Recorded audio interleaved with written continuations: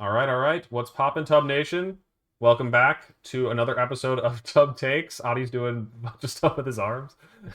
Anyways, um, we're excited to have some very special guests coming off of some great finishes at the Vancouver Regionals. But first off, I guess I already kind of introduced him. I have my co-host here with me. Adi, how you doing? Hello, everyone. I'm doing well. I did not watch Vancouver Regionals this weekend. I was very busy, so I'm excited to hear all about it. Awesome, awesome. Well, you are going to hear about it from two very strong competitors at Vancouver. We have Gio here coming off of a top eight finish. How you doing? I'm well, thank you for having me. It's good to be back. It's been, I think, 17 months-ish, maybe 16, since I Mm-hmm, was last on here, so good to be back. Counting down to the day, just waiting to get back. mm-hmm. Yeah, I was Right. like, once I got the message, I'm like, I'm there. I'm there. I got you. Yeah, Um, it's good to be here. I'm glad Yeah, to it's good have to you have you back on. back. And then we also have your Vancouver regional champion, Behzad. How you doing? Hi, doing well, doing well. Thank you for having me. Glad to be here. No, the pleasure is all ours. It was an awesome run to see in the car driving back. I was out of there. I managed. I was also at Vancouver, I guess, but I only managed to do 5-3. So I was like, I'm getting home early. I'm gonna beat the border traffic. But I was watching that finals in the car with Raghav and ESM, and we were just like, this is awesome. This guy's cooking. So with that said, though, let's go ahead and get into the episode. We got a couple of things to talk about before we get to Vancouver. So if you're here now, but you're not going to be around for the rest of it, or you would prefer to watch this on YouTube, exclamation point YT in the chat. That'll bring you to the YouTube channel where this is going to be posted tomorrow. And if you have any questions for either of these players who managed to have such strong runs at Vancouver, please do leave them in the chat. We'll be answering any questions that you guys mentioned in the chat as well. And so, yeah, the first thing we have coming up is a signups for a regional that I'm sure all of us are planning on attending. Audi linked this one, Mhm. and I'm like, we do cover every, we're trying to cover like VGC as globally as possible, but I'm like, man, I know none of us are actually probably planning on going to Utrecht. Man, we've had the tournament here a couple times, and Utrecht. I'm already Utrecht. I'm forgetting how to pronounce it. No, Yes, Utrecht. It's Utrecht. not. Yeah. There you go. Okay, okay, okay, okay, okay. I'm cultured. I swear. Are you going to this tournament? I thought about it. I really did. But no, I'm not going. I think there's a Chile special event the same weekend, or Chile regional the same weekend, and I was like, why would I go to a special event when I can go to a regional? And now I'm not going to either. Mm-hmm, mm-hmm. I I can't imagine either of you two are considering of going to this one based on you just locked up an auto invite to the World Championship, so you're looking pretty good in that department. GR, how are you doing on a World's invite? What are you at like points wise? Do you know roughly? Okay, so from what I recall, I believe Aaron Brock and I are both tied at 745 right now, I Okay, think. okay, And yeah. So you're I doing like pretty good. after Worlds, I did like some challenges, and then I did San Antonio and then Vancouver. So I have like two regionals and some challenges, and then like global challenges too, I guess, right? Yes, yes. Yeah. Um, to answer the question in chat, do we know if Milwaukee will be double restricted? We don't know anything about the next format. We probably should just expect to find out at the end of the month, or basically the beginning of the next month, because that's usually when they announce the format like a month in advance. Um, okay, so speaking of the World Championships, there was some announcements regarding Worlds this week, and or maybe it came out last week. I don't remember. It's all blending together. This was recent, right? Um, This was recent, yeah. This last couple okay, days. yeah, okay. So, anyways, yeah, the news came out about the spectator interest form, I guess, that you can fill out for Worlds. If you are qualified for Worlds, you still get two spectator passes, I believe. So, if you have like a +1 or even a +2 for the tournament, you should still be set for that. But otherwise, spectators are going to have to be expecting to pay as much as like $99 for a pass to the World Championships. It looks like individual days is 39. There's been a lot of rumors going around about how Worlds is being turned into a bit more of a convention, or like something like that, like a Pokemon convention, um, Whereas like, most years it's been like it's kind of been a convention, but I guess it was like a tournament first. I don't know. We'll see. We'll see how much this changes the vibe and the yeah, I know that like there's gonna be like a crazy market for the spectator passes, so I'm sure they'll sell out or something like that. But yeah, the other bit of interesting news here is it says here at the bottom, arena seating for the final match is not guaranteed. It will be available first come first serve, and so the finals are going to be in a arena. Interestingly enough, like it's going to be like in a separate area from like probably like the main stage stream. It's going to be like I don't know, like I've seen them do it for like League of Legends. I think where like they like fill up like an actual like stadium with people like surrounding it on all sides to watch it. Um, did either of you guys catch this news? Do you guys have any thoughts on it? I did see it. My assumption, I don't know if this is correct, but since it is in Anaheim, I believe it's gonna be like very similar to how BlizzCon is structured. I've never been, Okay. but I used to watch some like Blizzard Entertainment type of games. And so they had like I know the Overwatch World Cup was there Right. and that venue was crazy, but I don't know if they're going all the way with that because that venue is massive. But um an arena style, at least for like the finals, would be really cool. Mm-hmm. So I'd love to see that, and I'm looking forward to that aspect. Yeah, Yeah. likewise. I saw it too. It's definitely exciting. I don't know what it will look like. Right. But that in conjunction, I think with Pokemon Champions being announced, there's a lot of excitement in the air in terms of where VGC is headed, as far as like maybe becoming or looking more like a big time esport. So that's cool. Yeah, Yeah. I like we used to like make all kinds of jokes about like Wii esports now. Like anytime we got like even slight improvements, but these do seem like bigger announcements. So this is like really cool. I'm very excited for the potential of this. Um, but yeah, I saw Billa was like tweeting about like what the arena might be. Which one was that, Adi? Was it the same one? It's the Honda Center, which is where the Anaheim Ducks play, I believe. Except I think Bella, mistook the capacity because the Honda Center, when there's a hockey match, can fit 18,000 people. Except I think they are going to not be doing that. I think it's going to be something a little different. So I would expect Okay, 5,000, 6,000 seats is what I was hearing. got No, it. no, no confirmation yet, obviously, but yeah, it's going to Yes. be a little smaller than that. And they did say first come first serve, obviously, in that. So, which I'm little less excited about because it does mean that you might have to show up early, whereas at least for VGC, which is always the last event and the only one I really care about, it does suck that you might have to sit through a few hours of Pokemon Go and to be able to actually watch Masters finals. Right, right. Well, ideally, since it's a stadium, I mean, even if you're in the nosebleeds, you can still see it on a screen, I guess. Like, it's not like we're actually watching the physical Switch that they're playing on at the very least. So, yeah, I don't know. I'm excited for the premise. I've never, like, actually been to one of those, like, League of Legends or Overwatch, like, big physical tournament stream things. I've only ever watched them at home on Twitch. And so, this is definitely going to be a bit different. But yeah, I guess for the next bit of news, we finally got Oh, answers I as did. to. Go ahead. You had one more thing Back on that page. So there's one more thing. If you scroll down a little bit, for sure. there's the interest for content creators as well. So if you want Right. to enter as media or as a content creator, you can shoot your shot there. It's applied on a rolling basis. I applied already, and they already rejected me. They don't want me. So I guess I have to get in Worlds Invite the old-fashioned way. But yeah, and I think Cedric also said he applied and didn't get it.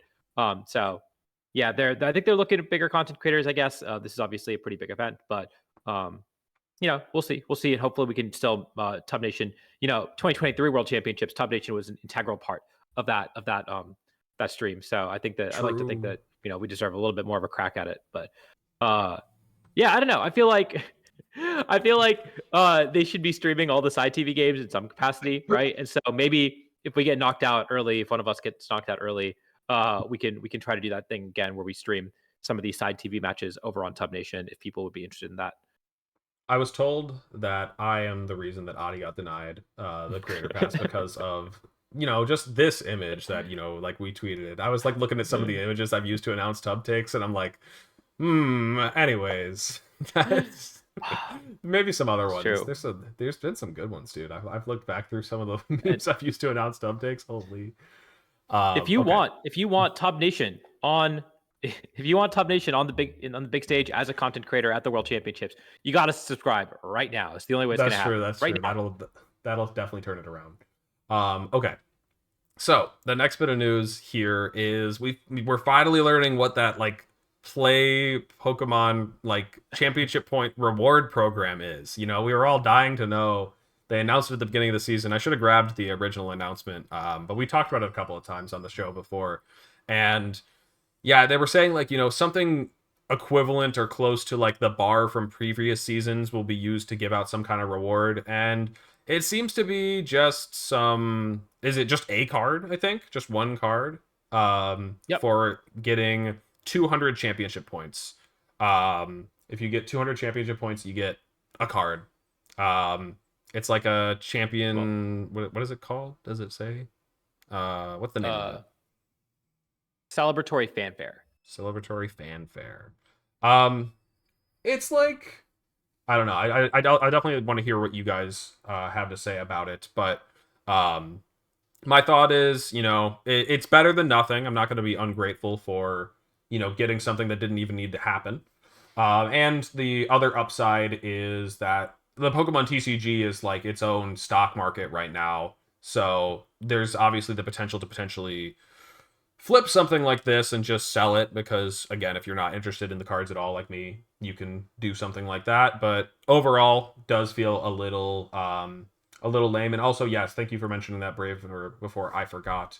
That yeah, if you are in Latin America, they did just say like also tough luck. We're not going to be able to make that happen. So yeah, Ada, you want me to open this up? Yeah, because I was going to talk about why I think this is a really good thing and why this is disappointing in some ways.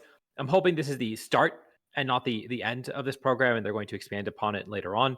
But so I was running the numbers. I was saying how many people actually have 200 championship points right now? Because remember, this is not just VGC. This is also TCG and Pokemon Go as well. And so right now there's about 4,500 people across the three games, a majority of which are in the TCG, where there's over 2,000 people in North America who have already cracked the 200 championship point bar, and we're about 2/3 of the way through the season. So you could probably expect that to be multiplied by 1.5 times.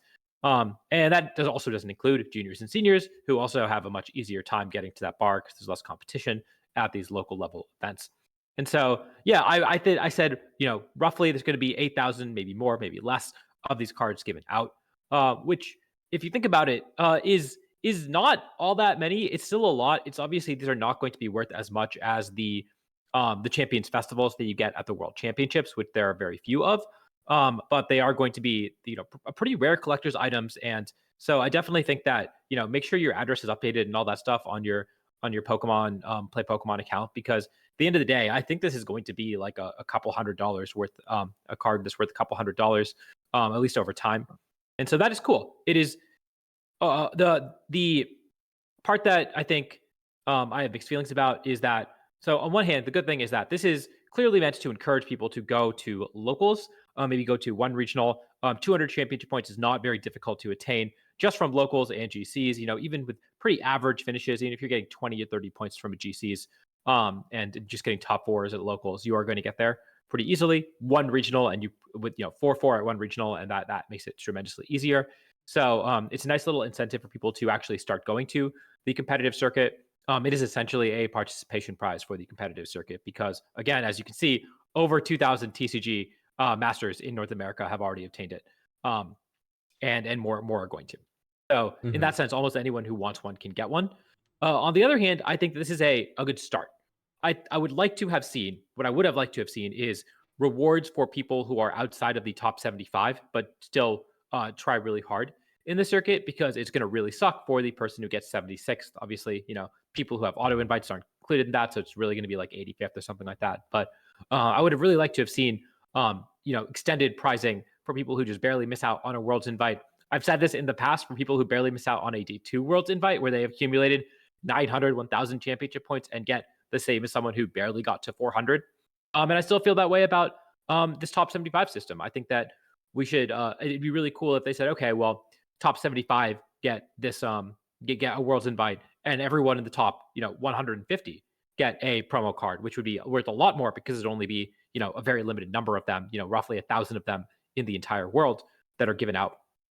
And you extend that to, and then you extend, and then you have different pricing that has a different stamp on it to the top 500, right? And so you end up creating a slightly different system there, where exactly how many of these cards you have to print, but you also make them a little more valuable. You give people a goal that's a little more attainable than top 75 for some more mid-level players. And also, for that being said, you can also have a prize like this for people to encourage people to go to locals. But yeah, I think that's kind of my take on it. Is I would have liked to have seen something for more competitive players as well. But this is a nice start to participation prizes for competing on the circuit, given that a Worlds invite is no longer attainable for people who don't, want to travel nearly as much, or don't, who aren't as competitive as some of the top players in their region. That actually, we asked this question to Gio, but I wanted to ask Behzad as well. How many points are you at? Obviously, you auto-qualified, so you're already chilling, but how many championship points did you have, I guess, after the win? Let's say, like, it didn't give you an auto-invite. Do you know? Yeah, I did. I went and checked, and I was at 1,010. Okay. So you were already doing pretty well for yourself. I know you had a couple of solid finishes earlier in the season, like a top 32, I think. Yep. And I'm guessing you've already done some locals and some global challenges as well. So yeah, 1,000. Yeah, exactly. You'd be fine. I mean, obviously you can't get 350 points or whatever without winning, and so I guess if you got second or something, you'd probably be in good shape regardless. Anyways, though, yeah, I don't know. I mean, if you guys have anything else to add on the cards, I'd love to hear it. But otherwise, if there's not much more to say, we can keep moving on and talk about some of the tournaments that took place over this weekend. Do you guys have anything that you wanted to mention? Not really. I'm a fan of it. I think that doing maybe perhaps a bit more limited distribution is a cool idea. Just because the value of the card might be diluted by larger distribution. But regardless, I think it's pretty cool that it's something new, and just adding something else on top of the top 75 that we can get, even for people who aren't able to qualify for Worlds. I think it's still a pretty cool reward for people who play tournaments, maybe not very infrequently, but still, accumulate enough championship points to be able to amount to something, right? Mm-hmm. Yeah, I'm I still thought waiting for some kind of video game appropriate reward, but it's just so difficult That's for true. us. Yeah. Yeah, it's more obscure for us. Yeah. That's why it's always just what can I sell this for? Yeah. Right. I mean, they, for the fantasy teams, they gave out 200 of the Landorus plushies, right, and a booster box of cards on top of that. And that's I don't know. I'd rather have a promo card worth $100 than a Landorus plush personally, but that's just me. You don't like my Landorus plush, dude? I've still got it somewhere around here. Yeah. I think I've got too many plushes. I don't know what to do with them. Yeah, it's in my big pile of plushes up there that I also don't really know what to do with. But okay, let's go ahead and move on to talking about Fortaleza here. So this was pretty good. This was won by Bruno Rebello, who was using the Koraidon stuff, but funnily enough, it had one change, I guess. We've seen a couple of Pokemon in this spot. Usually it's Ditto lately. And this one had Incineroar. Now, I don't want to mistake myself, so I'm going to go peek here just to make sure, double check. But Gio, you also use something similar, right? So Yes, I feel I like I want to did, ask yeah. your thoughts on, I guess, Incineroar on this team in general. Is that something you've ever considered or not really? No. After Juanma Adriosola used Gastrodon at NAIC, I had basically told him I want to use your team for Worlds. I don't know what the last slot is supposed to be, but I feel like there's something better than Gastrodon. And I kind of dropped the team idea for a while, even though I wanted to play Koraidon for Worlds. Mm-hmm.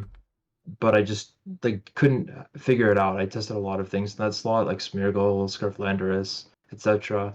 And it never really felt like Incineroar accomplished what the team like needed that slot to do. And then eventually he found out about Ditto. I randomly played him online one time, took the idea, and then I found out it was him shortly afterwards, and then we kind of laughed about it, like, "Oh, that was you, wasn't it?" And I'm like, "Yeah." And so Ditto just covers like a lot of bases for the team. It's a really flexible Pokemon, Mm-hmm. and it's one of the few archetypes that Ditto actually fits onto. Not just because Ditto supports the team, but the team also supports Ditto. Like there's a lot of ways with like the more traditional version of Koraidon to actually enable Ditto to be more consistent than people make it out to be. And so I've always considered it to be like the correct way to play this team, but Mm-hmm. clearly my thoughts on this perhaps are maybe locked into being too conventional, and Incineroar here shows its worth. Going undefeated to win Fortaleza, right? So Right. maybe I need to try it out after all. It's kind of funny just running two fire and dark types. Like they're just like they share the exact same typing, but they obviously do very different things. So, And both of them can run Snarl and Taunt. yeah, you're And right. You're Heat Wave right. and Overheat, I was right? gonna say Oh, probably Heat Wave and Overheat. You could run those on yeah, Instant if you really wanted to. Nobody's could. stopping you. Yeah. But yeah, the Koraidon team ended up taking down the Terapagos team in finals, which is just like everybody's got a big like surprised expression, like whoa, you know. But yeah, that is I guess both of the two finalist teams are not too different from things we've seen before. Sebastian Escalante also just running Wolf's team verbatim. Yeah, are there actually any? Is there any spice at this one? I'm trying to look through right now at a glance here. I mean, that is a Latios. Technically, we've seen Latios before. It's like not even that surprising on a Zam team, but it did definitely disappear and fall off. Kind of fun to see it still doing it. And this is a little different than we've seen before with the Sash. Urshifu stole its life orb and it refuses to give it back. So I don't know, like I don't know what's going on there, but otherwise, it is something else that's actually not seen a ton. I know Marcus Dion got second with Dark Ursh Zamazenta, but even still, it is like a bit of a rare sight. Despite them having like some natural synergy there with Dark Ursh hitting the ghost types. Yeah, less creativity that I would expect from a LATAM regional. The one team that I saw in day two that you can always bet on Vovamax to build something cool, and so I think the Iron Jugulus Groudon team is quite cool. Mm-hmm. Mm-hmm. Yeah, support Volk is really strong. Getting to run Sash on your Flutter is also just like a really strong part of Sun teams. That no, the Koraidon ones they're too chicken to actually run Sash on their Flutter. They think that they need that booster energy when things get out of control. But yeah, Sash. No, I'm teasing, of course, but yeah, I think Sash like on Flutter is it can be really annoying, Like I think the most misleading part about Sash Flutter is not like the difficulty that it takes to like KO it in 2 hits. It's that like it hits harder than you're ready for is a big part of it. Like with Wolf's Sash Flutter, like the Moonblasts were doing very sizable damage because it has like offense investment, whereas like the booster energy flutters, both on Sun and not on Sun, they seem to run bulk a bit more often, and so they're definitely a more support-oriented set, which this one is like a bit of a mix. Icy Wind can definitely support, but you could also do a lot of damage with potentially stellar boosted Moonblast or Shadow Ball. I like that the cornerstone here is running Woodhammer, saying that we already have enough moves that can miss, so I don't no like it, freaking add dude. power. It always bothers me so much. But you're right; they can absolutely miss a lot of moves on this team. Does everyone have one? Volk, yeah, Yeah. except that Every single Ogerpon here. Ogrepon was like, I can't contribute to this. I can't add to it. I hate Woodhammer Rock Pond so much. I know that we've seen a couple of decent finishes from it recently. I would rather run like Hornleech or Bullet Seed if I'm really that scared of accuracy. Like I always run Power Whip on mine because I'm not scared of accuracy. Like I will hit if I need to hit. But it just bothers me that like if you want to Woodhammer the Kyogre that's across from you and they can't Terra. So they're like, all right, I'll just switch out to Ensign. And then you've lost your Sturdy, you know? That's just like, is that not terrible? Am I crazy for thinking that this seems bad? I don't know. I mean, I would agree. Multiple people in my room, Abdullah and Siddharth, both like were kind of advocating for Woodhammer at moments, or like Abdullah was because he ended up using it. I'm pretty sure. Um, and Sid was like, okay, well, if you can't afford to, like, I don't understand, like, I don't completely understand like the implications of it on your team, but if you can afford to, then you could switch to it. And like, I thought about it for a few minutes on that Friday, but I was like, there's no way I can do that. Like there were so many instances where it actually mattered, like hugely, including the one that was my first one on stream because I took like Sun Weekend Aqua Jet and I power whipped, and then I took Life Orb Astral Barrage right after. And if I took any Right. recoil, then I would have fainted, right? So like it showed there as well. And like Yeah. I 100% agree. Like you have to run power whip, unfortunately, right? But like it is super important on these teams. Yep. But like even Ogreban Cornerstone in general has like a lot of calcs that deal like 80 to 90%, and like any notable chip damage from like Rocky Helmet or like Woodhammer Recoil in general will put you into range of attacks that you wouldn't be otherwise. And so like it's fine to use it and then miss some of the time, than hit all of the time and then get punished for the times that you do hit. Did you So miss? Did you miss it all? That's the big question. I missed once or twice. I missed in round 4. I was reading a Rillaboom to switch out to Kyogre, and it didn't, and I missed anyway, and it wouldn't have mattered. Like Okay, so I it's had like lost a from that point. consequential. If like Yeah. if I got the read wrong, that was the only power up miss I remember. I missed Yeah, Heat so it sounds Wave like you a made the right couple choice. times, but yeah, it Sounds like was correct. I hit every time I needed to, see, that's how so you're supposed it to do was it. very very good. It was very good. That's Yes. 100% how you're supposed to do it. Okay, cool. So Well, go ahead, Ani. I know you glossed over this because you hate CSR, but I don't think I've seen that CSR team before. This variant of it, the top 4. Pedro's. Yeah, Mao Yes. Harada, right? I think mouse.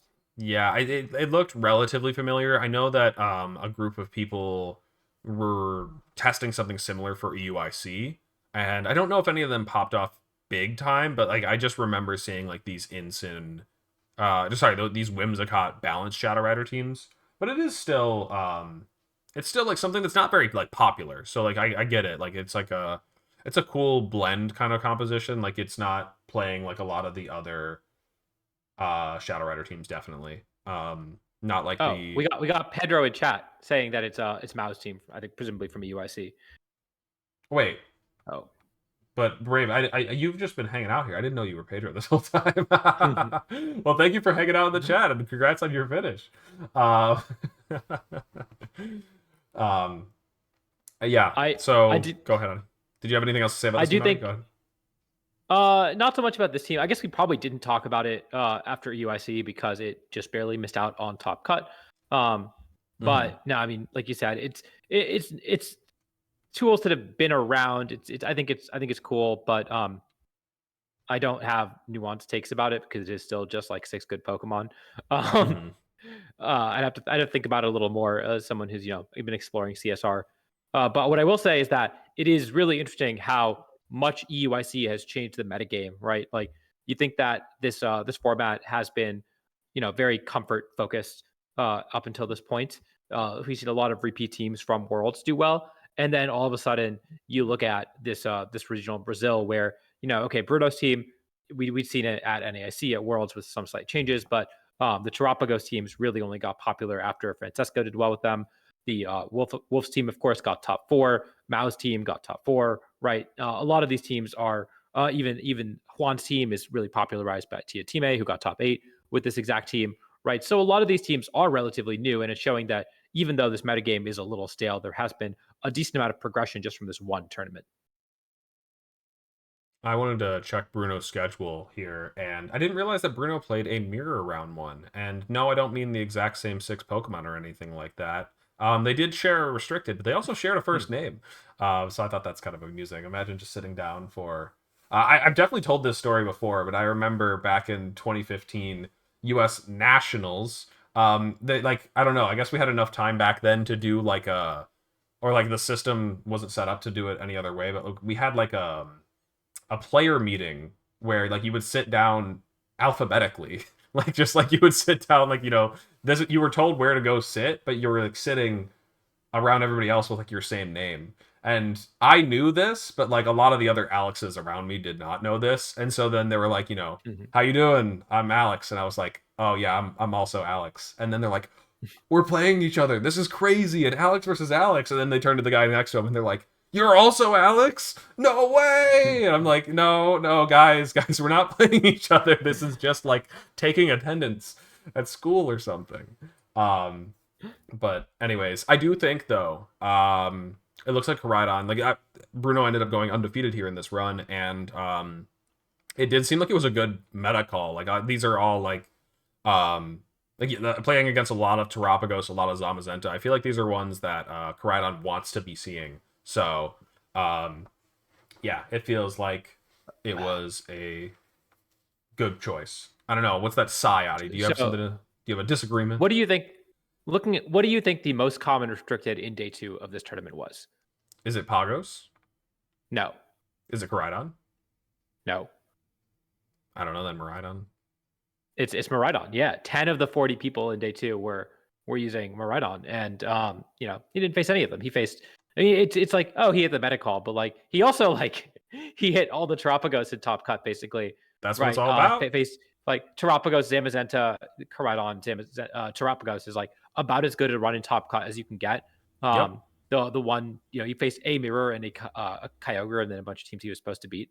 I think, which obviously like he won the regional undefeated. I mean, that's super impressive. But yeah, it's also like it's just like when we talk about having the meta call, it doesn't necessarily mean that you faced a representative sample in the tournament. It's kind of you happen to hit the matchups that you needed to hit. And of course, I Don't say worry, that, but Adi. It's gonna get a lot worse if you have not seen the results of Vancouver. Oh, I've got a really good storyline for you. It might not Well, be it might not be our winner here, but maybe about the runner up. Let's go ahead and move on to talking about Vancouver. Actually, we'll come back to it, but let's first, Behzad, I would love to hear you tell us a bit about your team, and then also a bit about your run if there's any matches that stood out. But yeah, tell us about how this came to be. Sure, yeah. So this team came to be in late January as a result of essentially two parallel trains of thought. At that time, I had watched Birmingham, where just like standard Arubega had won, Tail Room, Urshifu Rapid, Ogerpon is like this compact fire water grass core that does good damage and has good utility. And then at San Antonio, the Tang team took up both finalist slots. Tail Room, this time with Ice Rider, Urshifu Rapid, Ogerpon, again, some similar pieces. And I was starting to get this kind of conclusion that maybe in Reg G, these Tail Room teams with the strong restricted and Urshifu and Ogerpon were just really strong. And the other thought that I had, that was one kind of like thought. And then the other parallel train of thought that I had was essentially like a prediction going out, many weeks in advance that at Vancouver, Spam would be the call. Now, I hadn't used Spam at all before, not even really in testing. But I felt like Rillaboom was getting squeezed out of the metagame. I thought that Zamazenta teams were dropping it, like the Snow team had replaced it with a Mungus.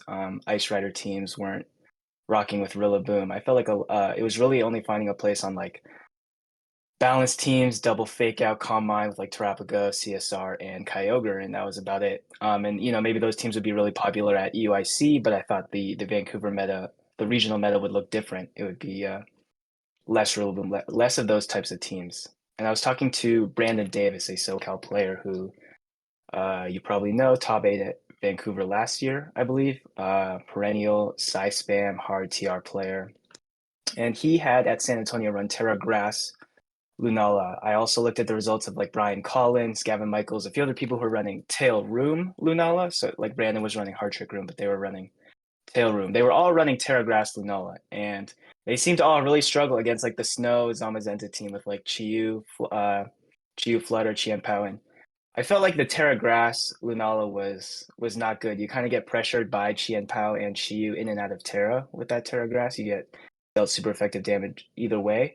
And so I immediately thought of Terra Water Lunala, and I thought of pairing that with Tail Room, and everything kind of naturally fitted together around like the same core from the Tang team. It just happened to work really well with Lunala. Like Roaring Moon was the go-to tailwind setter that also had a good matchup in the CSR balance. And then I already talked about my opinion that Urshifu and Ogerpon were just really good as like a duo, as a pair in this format. And then the last one was Landorus, which I did play around with like Ursaluna in that last slot for a little bit, but I ended up on Landorus pretty early and I did not look back. It was just absurdly broken. And I found that the combination of like Lunala Indeedee and Ogerpon Landorus with just like double redirection and really strong special damage was very, very broken against many teams in the format. And from that point on, I just spent the next six or so weeks testing and refining the team further leading up to Vancouver. Yeah, the nice thing about Water Terra right now is that there's nothing that can hit it super effectively with a spread move, and it resists a lot of the common spread moves as well, like Glacial Lance, like Heat Wave, and Tigers what's the attacks other as one? well. Water, yeah, That was a big Kyogres, one. yes. So resisting those attacks, it means that if you want to go for a spread move, you can just Terra Water, and then and then I guess the occasional Golden Go Make It Rain. That's the other one I was forgetting.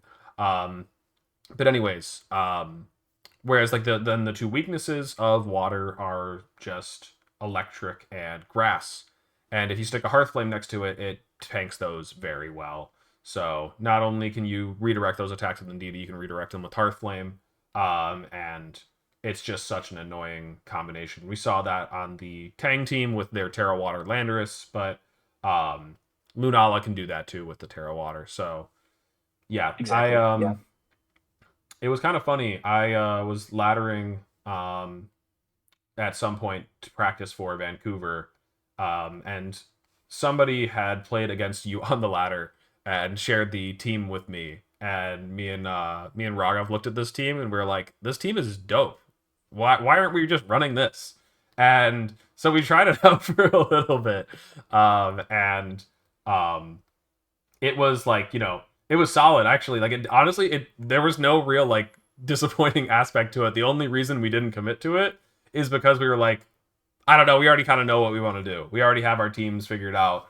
Like this was just supposed to be like kind of a for fun. Like that team looks cool. Let's try it. And yeah, it was in fact pretty cool. But yeah, just didn't want to pull the trigger on that. But yeah, I remember seeing this and thinking like this person is cooking. This person is cooking up. Like it is so funny that it just has four of the same like Tang core, but just changing Ice Rider Amoonguss for Indeedee Lunala, just adding Psy Spam to it, but it works. It just works. It does. Yeah. I was pleasantly surprised with how it came together, and it was probably me on ladder. I did spend a lot of time on Showdown leading up to this. And yeah, I was really impressed with the team. It's not perfect, but I had a lot of success in testing leading up to the event. And one thing that this had never happened to me before, but an observation I had, kind of early on was that as I had climbed up to high ladder, the team seemed to, I guess, kind of scale well. Like as I'd gotten higher up on ladder, I was actually facing a better matchup spread, which was like a really good confidence booster for me going into the event. You do want to like that's always the best part of it is like if you're doing well into like the teams that top players are picking, like if your team is carrying you matchup wise into those ones, you can always skill diff the matchups that are more difficult but piloted by less skilled players at the very least. So that's at least an approach I like to think of is like if nobody's good is using like Dondozo or some other weird like off meta pick, maybe I'll just beat them just off of skill, I guess, essentially. We have a question here from chat, though. Somebody said, did you ever feel like the team's identity felt a little undecisive between the Tailwind Trick Room mode? Curious how you found the mentality to run a hybrid of both. That's a good question. I think that in practice, the team feels, or at least it felt to me, pretty fluid to play. Lunala offers a lot of like flexibility in that regard. I think like with Ice Rider, for example, on the tank team, like you actually have to up its speed a little bit, and even in Tailwind, it's not outspeeding a whole lot, just because it's so naturally slow. Whereas with Lunala operates in a kind of a more of a middling speed tier, it can, I think, really outspeed everything relevant you'd want to in Tailwind. And then in Trick Room, maybe it's not outspeeding or underspeeding, and then outspeeding under Trick Room some of the slower Pokemon in the format. But I found that like even going with like a Trick Room mode, sometimes I could like against slower teams just like trade damage really well. And then if they were gonna try to set up Trick Room, I could just reverse it on them. Right. So overall, like the different like dual modes of the team did not it did not have like any kind of identity crisis. They seem to synergize well together. Did you have a favorite match from the tournament? Any like one that like stood out to you? Nothing too crazy. I a lot of my matches were some kind of one-sided. You love to have it. I mean, when you're the one Yeah, that's that's a good experiencing one. it. That's a good one. For sure. I do want to shout out round 3, Carter Lever, this Weezing Reggie Gigas team with they brought Weezing, Reggie Gigas, Qian Pao, and Zacian. I think every game. It was a 3-game set. It was really fun. They had like some really interesting they had some Terras that had like a lot of immunities. It was like Terra Dark Weezing and Terra Ghost Reggie, and like it created a lot of interesting mind games and some surprisingly interesting gameplay with the Weezing and the Zacian. It was a lot of fun. I just remember really enjoying that match, and it being pretty close. But yeah, that's the one I would shout out. Gotcha. And then when you lost to Joe, was it close or was it not so No, close? Oh no. no, Joe So smoked me. Matchup wise, it's not. I don't think it's that bad for me. It felt really bad at the time, but Joe made Ditto look like the greatest Pokemon ever. I think in that mm, match. Um, mm-hmm. he really, yeah, he was like running circles around me. I think it's definitely somewhat challenging, but I would have a better chance on a rematch. I think. But yeah, I was just a very swift 2-0. Didn't feel like I could do much at the time. That was and then that was obviously the only loss on the weekend. So you were definitely hoping to avoid a rematch with Joe in Top Cut. I think so. I think I had a plan. I spent the night Mm-hmm. before doing some prep, and Joe was definitely one of the matchups I wanted to have a better handle on going into day 2. Right. Um, well, I know that there might be some other Ditto fans in the chat here. So maybe we'll get to that one. I actually wanted to talk really quickly about the runner-ups team, which is like super funny. They also had the same idea. They, Spam was going to be good this weekend, and they were also right, making it all the way to the finals here. Alejandro coming from Mexico, doing so well with this just like super degenerate hard Trick Room team. And Adi, by the way, this is the team that I want you to have a good look at the schedule for, because Okay. it's kind of hilarious. You're running Imprison Ice Rider. Would you be Mhm. happy to find out that you played against 6 Ice Riders in your run if you're running Imprison Ice Rider? That's pretty good. That's pretty good news. Dude, six Ice Rider and yeah, 6 Ice Rider, and then also looks like 4 Terapagos in how many of our rounds? In 14 rounds, something like that. Really, that's 10 of your 14 rounds against the same 2 restricted is really crazy. Yeah, again, I'm not trying to bully or pick on Alejandro at all. Like, ultimately, they just picked the team that they thought would give them the best chance of winning, and then, the pairings gave them what they gave them. But I do think this is probably, like, my most absurd example of like matchup RNG in terms like, in Reg G. Like I have nothing good to say about Reg G, so I'm not gonna try to talk at too much length.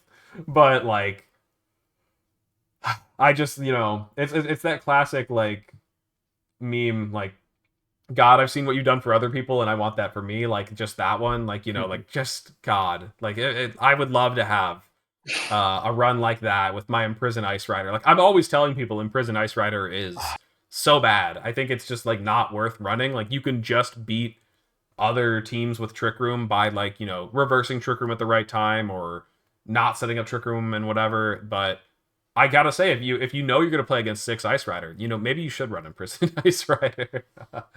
All right, Alex. All right. So, how many Incineroar did you play at the World Championships?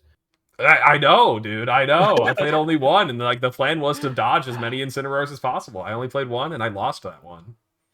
Yeah. Your prayers were answered. You didn't capitalize on it. So It's true. I definitely did not. Shout out to Alejandro. Because you say that, but at the end of the day, you still got to win your matches, right? Right. And they took a loss to the first Ice Rider they played, who of course Ian, who ended up getting top 8. They got the rematch into Ian and managed to win that. They beat some really good players to get that far. So even though you have a prison, obviously it really, really helps in the matchup, but you still gotta find a way to capitalize on it. Yeah, and actually Imprison was clicked in the finals against Behzad's Lunala to stop the Trick Room. And even though it was actually clicked on the right turn, right? I believe it did deny your Trick Room reversal. It still just wasn't enough, right? Yeah, they had to. Smeagol was also taunted, so that turned like a worst case scenario for me. I was thinking like, okay, they click Imprison and they get no damage down, and that's a turn of Trick Room wasted. So right. It was brutal. It was brutal. So many aspects. There was twice actually during your finals match where you had created like a fate worse than death for the Pokemon in the left slot.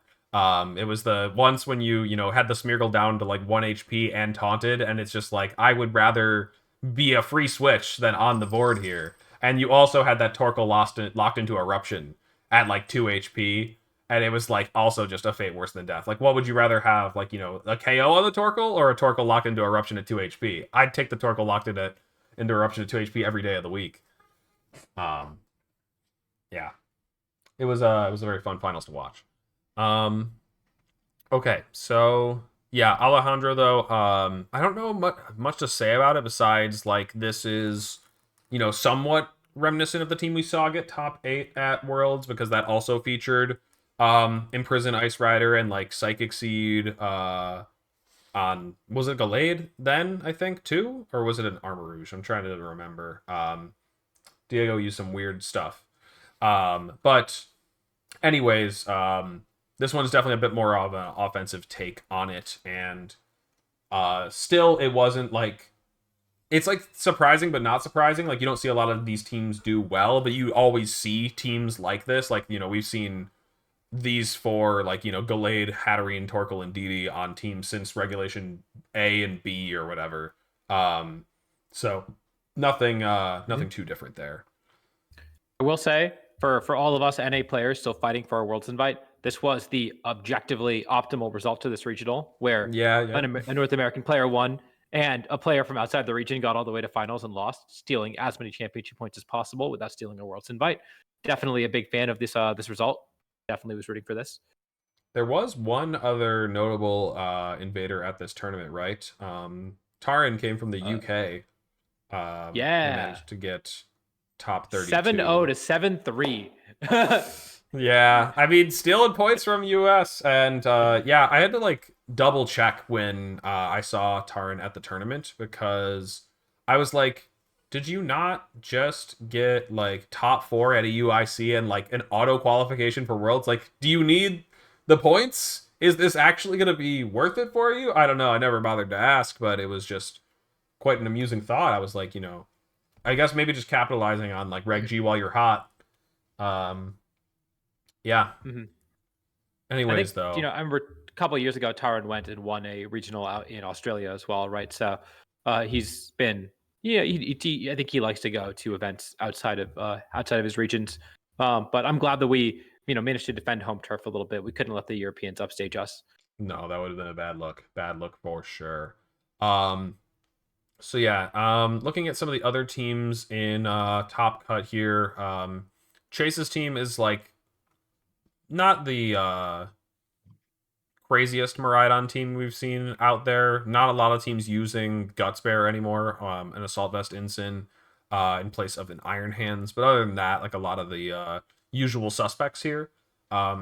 Alex Chan using a team that I think we've seen maybe like at the World Championships or maybe something close to it. But it's funny. I've been like telling Alex like over and over again how bad Specs Pagos is and how unviable Specs Pagos is, and here it is in top 4, making it all that way. So carrying it all the way there. Go ahead. Yeah, I'm not surprised to see Specs Pagos make a resurgence, right? I think, at this point going into this tournament, it might not have been on people's radar. People might not have been preparing for it. There wasn't really an established build to prepare for.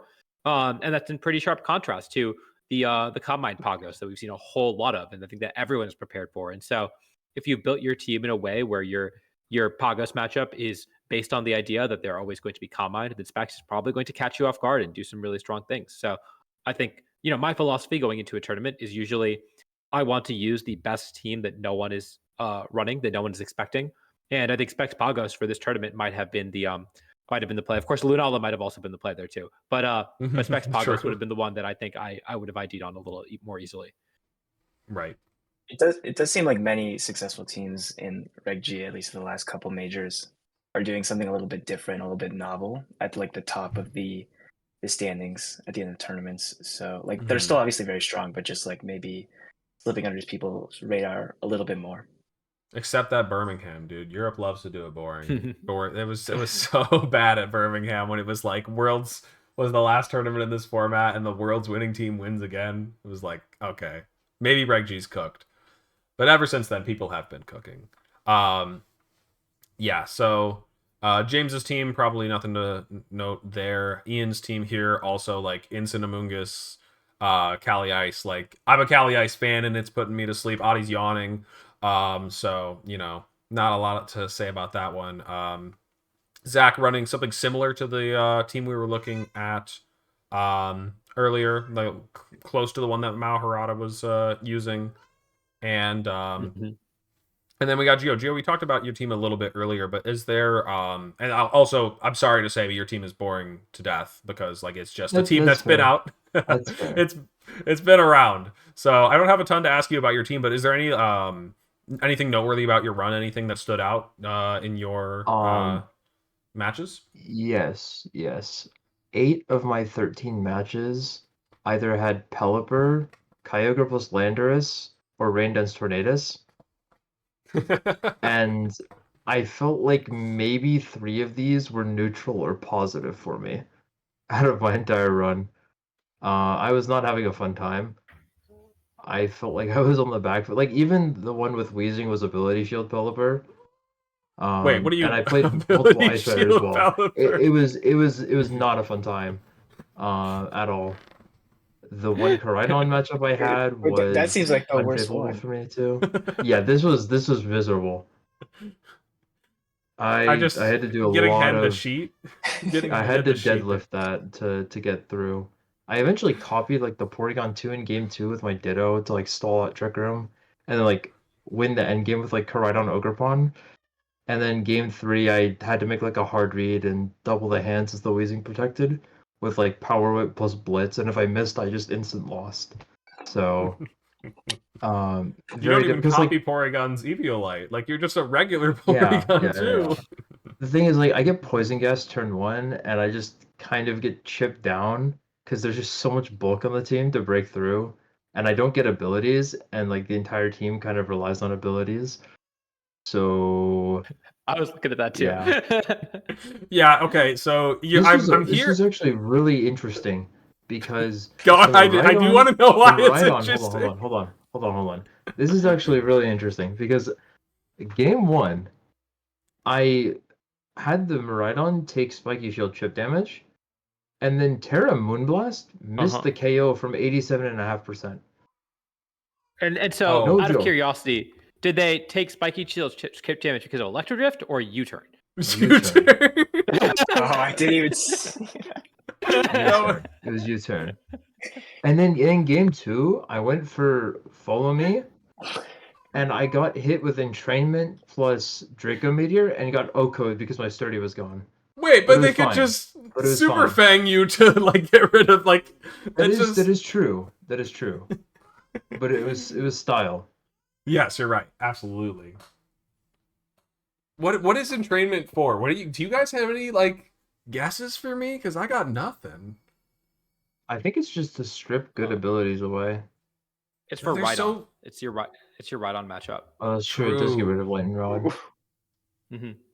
because like there's so many abilities right now. Like a lot of the best ones are either like ones you can't override, like the Paradox Pokemon, or there's so many activate on switching abilities. Like there's just like I think the only good one you can get rid of is like Unseen Fist on Urshifu, and at that point like if you landed the entrainment, they killed you with Surging Strikes. So I think they're taking that trade every day of the week. Yeah, it's funny. Like I don't know where we are currently. Skill Swap was like kind of cool in VGC back in like the day in like 2016. Like we cooked a lot more with that one back then. Of course, that was with like the primal Groudons and stuff like that. Those abilities worked a bit differently than Drizzle or Drought. Anyways, yeah, you just don't see stuff like that as much anymore. But yeah, Probably that because is all the best Pokemon in the format can't have their ability stolen, right? yeah, it doesn't help. Definitely doesn't help. But yeah, you were playing against so much anti-sun stuff. That is just what you want to see in any run, you know? Rain Dance, rain itself. Gosh.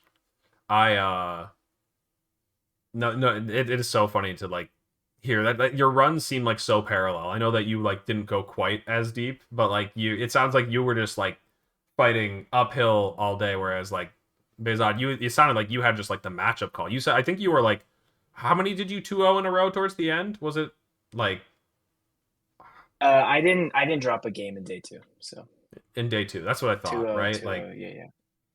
jeez. I mean, no, like not to downplay your, your playing prowess. Like obviously you had to play well to get to that, but it also sounds like you knew what you were doing, and you knew the matchups well. So, would you say that the matchups were ones you were hoping to see through the most of the day 2 run? Yeah, I would. That first one though, not so much. The Kyogre one?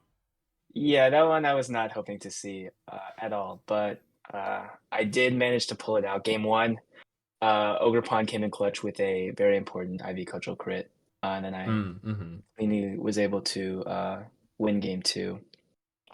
Oh, you know what? I'm But not yeah, even this gonna feel was any sympathy yeah. for them because this is like, oh, wow, the game was 23 turns long and I got critical hit, and I'm like, buddy, you've been taking hits for 23 turns. I think one of them's gonna be a critical hit eventually. Also, I mean, yeah, higher crit chance too. Like, right.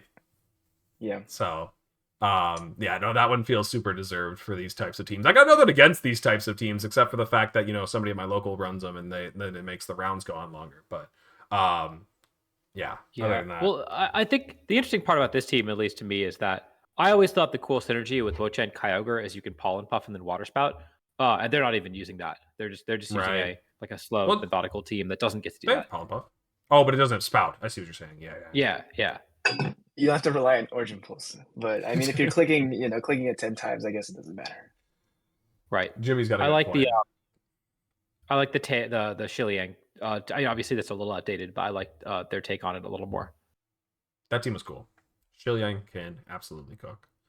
All right. So yeah, let's keep moving down then. So we had Aldo pulled up. I think he is also from Mexico, if I recall correctly. And I see Jose Mena, who's from Costa Rica, in the standings as well, using a Tinglu Zamazenta team. And I know that I faced them at Los Angeles Regionals last May, where they were also using a Tinglu Zamazenta team as well. And so they've been, I think, one tricking or really building upon the Zamazenta Tinglu concept. And so it's cool to see that get a resurgence. It did well at UIC, but had fallen off recently. And again, also love to see people steal championship points from North America. Always a good sign. True. Are there any other teams that are standing out to y'all here in the day 2? I'm like looking through and like there's a lot of Yes. ones that we have seen. Go ahead, Adi. Do you have one to start? Yeah, it's Jean, Ulysses, Serrano, Yes, of course. Albrune. Yes. Who was this against on stream? It was on stream. It was It against was the Joshua Robinson, Joshua Robinson. the Yes. Teal Mask Kelly Ice. Right. Because they actually got pretty close, I think, to winning the one of the games, but they clicked Will-O-Wisp instead of Foul Play, which it's just kind of funny that the Rotom even has Foul Play, but like it's got Foul Play. And they ended up like missing the Will-O-Wisp, which I think Foul Play could have closed that one out. Regardless, though, yeah, not a very normal team. Obviously, looking at this. Oh, yeah. Did you have any thoughts on it, Adi? I mean, besides the fact, like, besides all of it, I don't know. Yeah, I mean, Okie dokie Pokemon that we saw, on some Lunala teams, but not a ton outside of that, and so it's cool to see it with Zacian. Makes a lot of sense as a partner where it's deter, intimidate, and not letting your Incineroar switch in nearly as easily. It's blocking fake outs, so even if you do switch it in, you're still getting punished a little bit with upper hand, which is cool. And then that's the cool part of the team to me, the Zacian Okie dokie. I don't believe in Rotom. I think that mon sucks. I never have believed in it. I mean, Foul Play is very interesting because it's clear that this is partially for the Calyrex Ice matchup, and it does resist all of Calyrex Ice's moves. It still takes a lot from Glacial Lance, but it does resist its moves, and so it does kind of make sense there. But yeah, who would you say we played? Joshua Robinson, who's on Ice Rider. I guess I didn't watch the set. Seems like he lost against the Ice Rider, so maybe Rotom was not the tech for the Ice Rider matchup. But Right. What do you mean you lost to Ice Rider with Zacian Rotom? Isn't that what you're trying to face? Honor Story says in the chat here that it's Zacian plus 1 counter for each restricted, and like I'm curious like how loosely we're stretching that definition, but like do we have a counter to every restricted? Also, Alex, how's it going? Congrats again on your finish. You know what? I'm not seeing a Shadow Rider counter. Where's the Shadow Rider counter? None of these are like a direct Shadow Rider counter. You can knock it off, I guess, but like you also have to Terra, otherwise the Psychic's one-shotting you. Yeah. All right, I've already found the hole. I'm moving on. Well, okay. you say that, but they actually went 2-0 against Shadow Rider, including a win against James Evans. So it didn't seem like I that would bad. believe that it can beat it. It just doesn't have like a direct counter to the Pokemon. So I'm mostly poking holes in Honor Source's chat message. I mean, but yes, dude, I played against Emmanuel Bachter here, and I'm pretty sure they're the one that told me this. They like ran this team back at like Indy or LA, and then like just didn't play anything, and then just brought it again to this tournament, and they managed to make it to top 32 with this.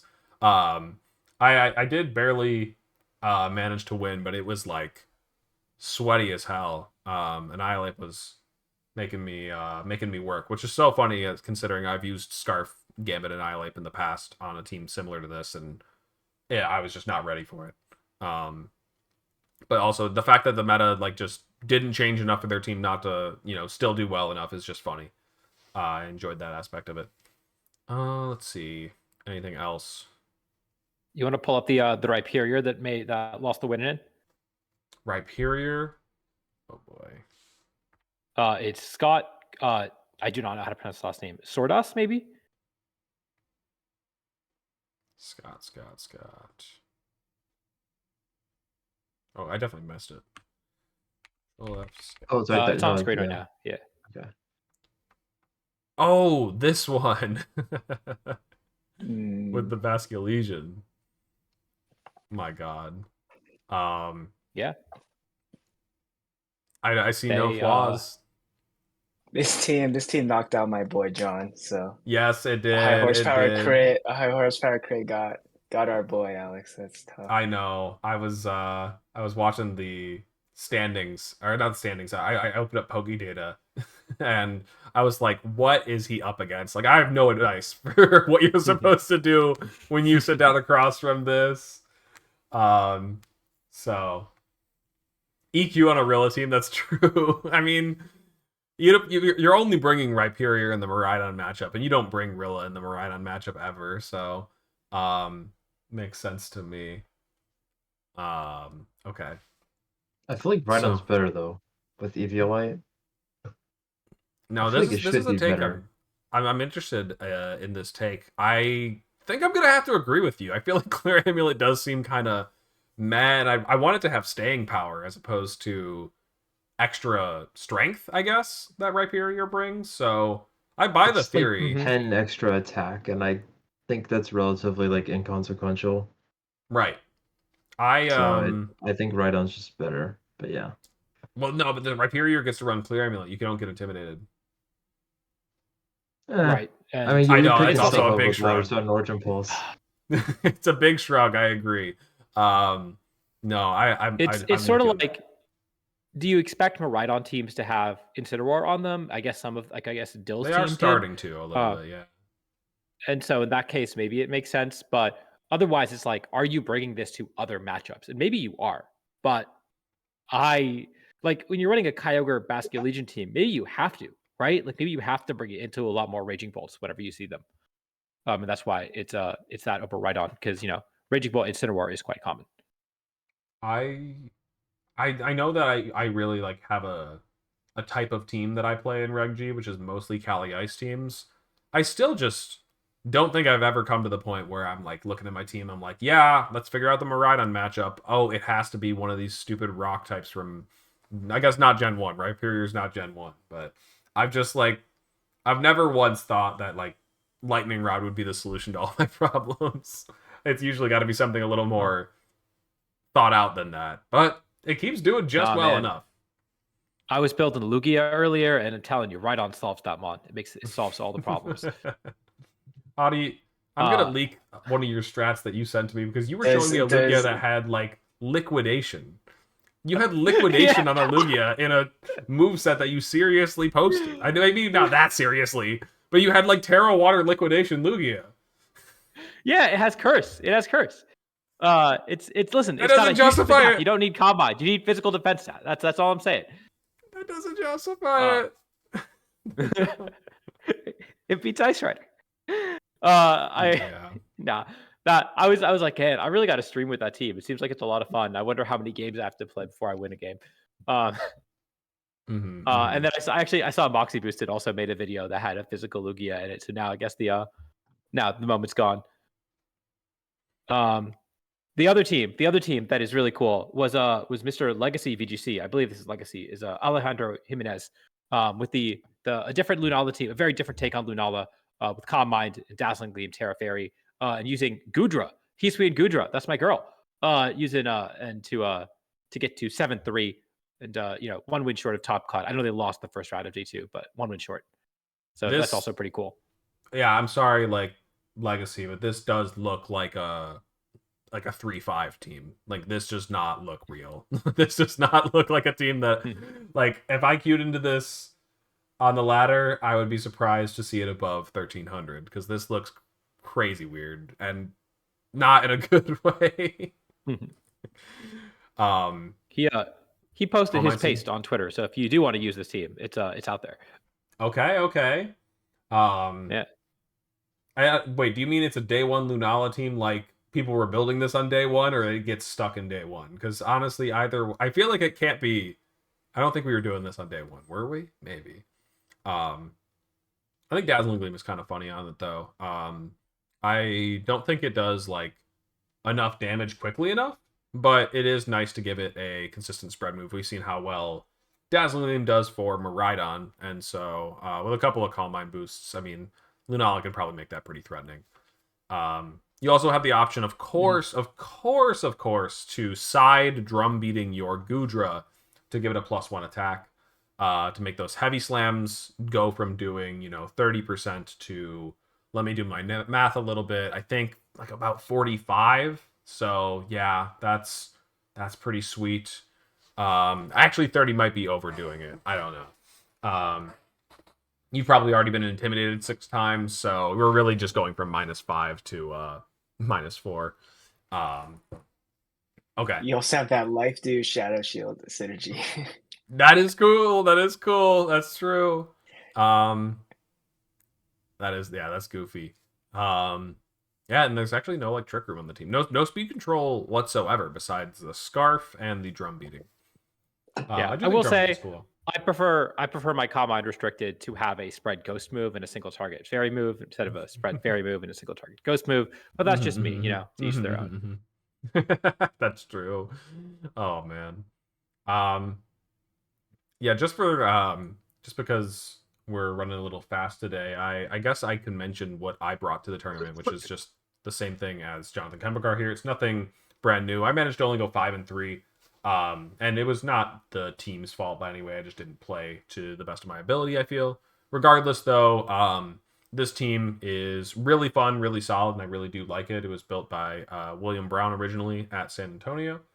And yeah, it's just a lot of the same ideas as the Electabuzz team that Adi and I built for NAIC back in the previous run of Reg G, but upgraded.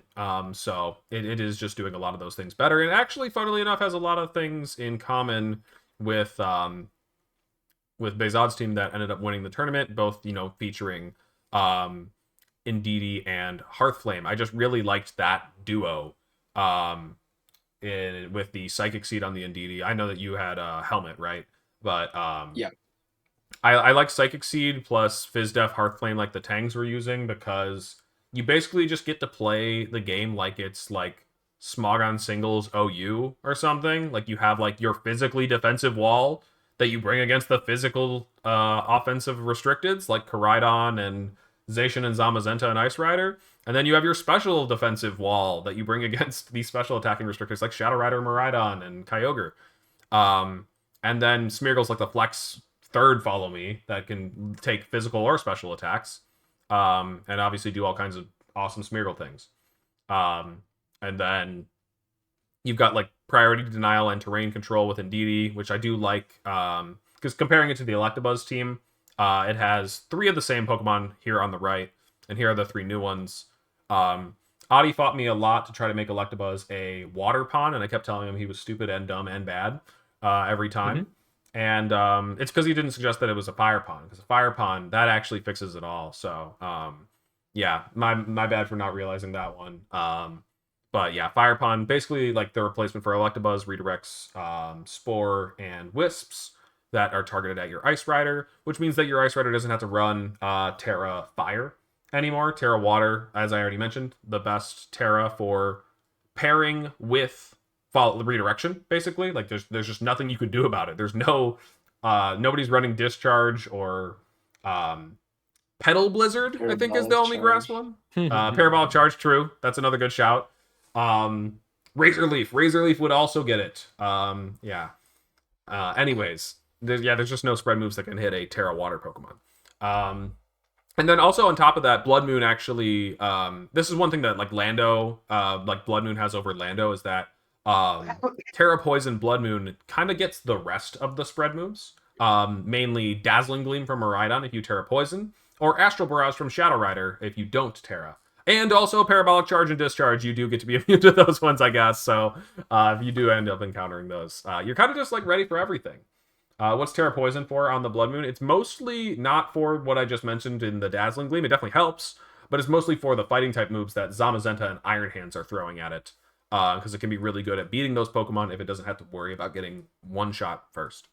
And then lastly, Adi, we had Annihilate, Annihilate is just gone. I did mention that was my least brought Pokemon on day 2. I think I might have just benched it the entire way through day 2 at NAIC, a bit because of the matchups I played against, but also I felt like it was not very reliable against strong players. Like it just felt like it was like a bad gimmick. And Urshifu is really good at breaking the Terapagos and Dozo. And on top of that, it is like the team's third way to punish Protects. Something that the hard trick room team that got I lost my tab for it. The team that got runner up, they don't have they have decorate on the Smeargle, but one thing that I think this team does really well is it has 3 ways to get around protect stalling your trick room turns. Besides, I guess the classic trick room with 2 trick room setters. Is you have heal pulse on Undidi, so if they're going to protect, you get half your HP back. You've got decorate on Smeargle, and then you've got Wicked Blow or Shifu, or sorry, Unseen Fist or Shifu.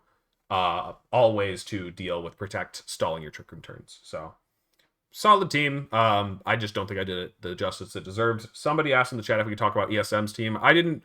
I definitely think ESM's team is worth talking about. I didn't bring it up because I felt bad because he didn't make it to day 2. But yeah, his team was nuts. I did. It was featured on stream, so I guess there was that. I think I had like 3 people over the weekend ask me, not Michael, me, like, who let ESM run that team? I'm like, yeah, I know that it's stupid looking, but trust me, he knows what he's doing. But did he know what he was doing? Yes, he did. Yeah. It was an unfortunate run for him. We'll have to bring him on to talk about it, but yes, he did have Terracotta, like an ancient 2015 strategy, which is really funny. Why did you let him? It's so true, Jimmy. Well, hey, I mean, if all the Maridon are going slow, your Terrakion outspeeds them, right? So Jimmy was, in fact, one of the people that asked me, why did I let ESM do this? Anyways. All right. I got one more team I want to talk about. I want Gio's opinion on William Holtzbaum's team. I went 7-3. I lost my win into this team. I definitely could have beaten it, but I played very poorly. I played this team in day 1 as well. Oh, you did? Okay. Yeah, this is pretty goofy. I don't even know where to start with this. This is crazy. What I will say though, to start off with this before I even talk about like the actual team itself, is that I think there were 4 Koraidons in day 2, and I think I hit the most difficult one to play against. Like specifically for my team, this is like very manageable. But the one that I had to play against was extremely hard to deal with. Because Focus Sash Fluttermane is really hard to deal with in the mirror. And then Life Orb Koraidon threatens insane damage. And it's able to like switch in and out with U-turn and get good positioning. And I can't like KO bolts with 1 hit. I have to KO it with 2 hits. So it takes me longer to get through the opposing team. Just because like everything takes 2 hits anyway. Because your Focus Sash, bolt's too bulky. Like I'm only KOing Koraidon if I manage to get a super effective hit on it. And that's almost impossible with like a Moongus being there as well, threatening spores. So what I'm hearing is you would much rather have played I this. wanted to play against this if I had to play against a Koraidon. I saw this and I saw the other one as I was like browsing the day 2 teams on Saturday. And I was like, well, if I have to play a Koraidon, I'd rather play against this. Because I did play against Andrew Figueres in San Antonio, who got top 4. I played him in day 1. And that actually went surprisingly well for me, because that was like the one Koraidon version that was kind of hard for me to beat in leading up to the tournament, but it was actually kind of like a lot more simple because I can leverage the fact that Koraidon can only deal with Fluttermane through Flare Blitz. And so a lot of times I can just get big damage down and say like you have to Flare Blitz at some point to KO my Fluttermane, because those teams typically have Entei towards the end game that gets locked into E-Speed. And so you can just kind of force checkmate positions, saying like, I know you can't get through my Fluttermane because you're locked into extreme speed, and you can't Flare Blitz because then Koraidon drops because it's too low at that point.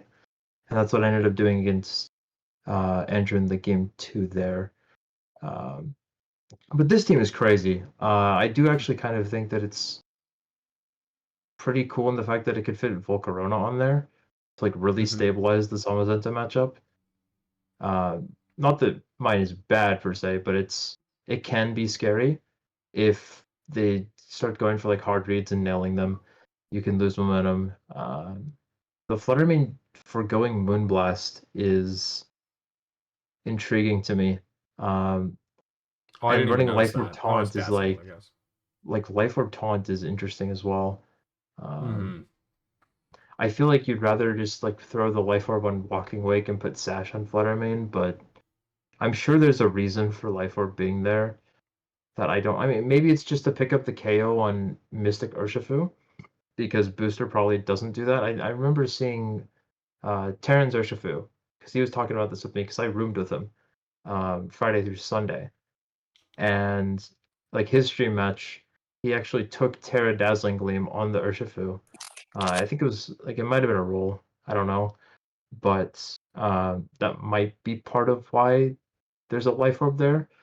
Mm-hmm. Just because we've seen more Mystic Urshifu recently, and like Booster itself is not going to get there. I guess even with Terra, so there's Right. that. Cloak Walking Wake. I'm not exactly sure what this is for. It's probably for like Fake Out Cycle plus Shadow Rider, because it controls like Incineroar Shadow Rider very well. You have a lot of Rillaboom hate with Koraidon and Volcarona, and Gambit just walls Rillaboom CSR anyway, punishes Incineroar switching in, and you only really have to deal with Urshifu, and you have like Rocky Helmet, Terra Water, Rage Powder for that, Sun is up for that. Fluttermane one-shots with Dazzling Gleam if it doesn't have a Focus Sash, so I can see how this team got assembled. It's just very crazy for me to wrap my mind around it because I've been on the same like team since probably like July, and like my Koraidon and my Chiyu are unchanged since Worlds, and like my Arcanine as well. Like it says last edited 6 months ago. I just haven't touched Yep. those two. Hell yes. The others have changed a bit, but uh, I just haven't found a need to change those. Yeah, I think Scale Shot's pretty cool. I think for like particularly for the global challenge, if you want to run Koraidon, like Scale Shot's a really cool set to run there. Yep. I haven't tried it, but seems interesting. I gotta say, And for the I've King never Gambit, liked Rillaboom because like I feel like this. I mean, Gambit's cool. Gambit's cool, but mm-hmm. it feels like it just gets like blasted by Urshifu in the right spots. And Yeah, I even think the like in thing with this matchups you're team is bringing that, it like, to, for like you just King get walled Gambit, out. you Yeah, you're pressuring out the Urshifus is the cool thing. You know, like you've got the water one is not going to have a great time against honestly almost everything that isn't the King Gambit. yeah, that's true. And then the darker Shifu, you've got at least like Collision Course and Dazzling Gleam and stuff like that.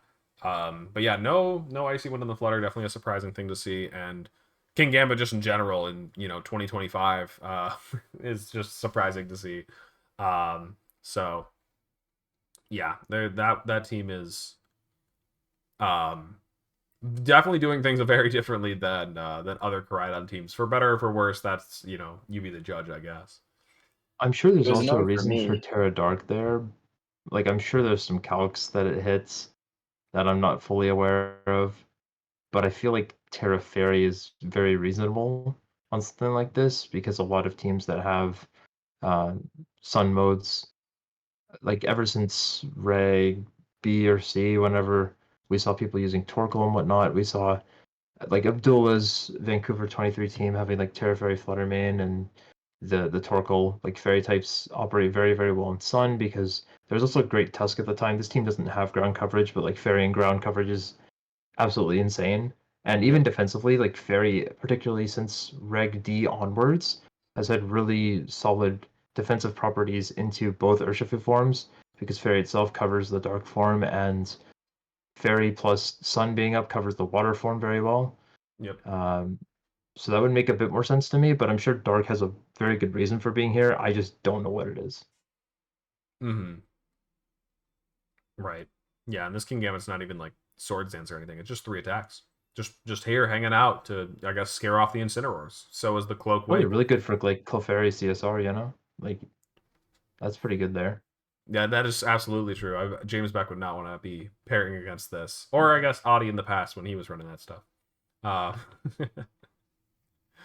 um, all right, yeah. I don't know if there's any other teams that stand out so much here. So, it is a bit. Yo, shout out to Go Justin Wan, who I think probably no showed or like couldn't make it, but submitted a team anyways that had a Cosmog on it. Cosmog Piplup.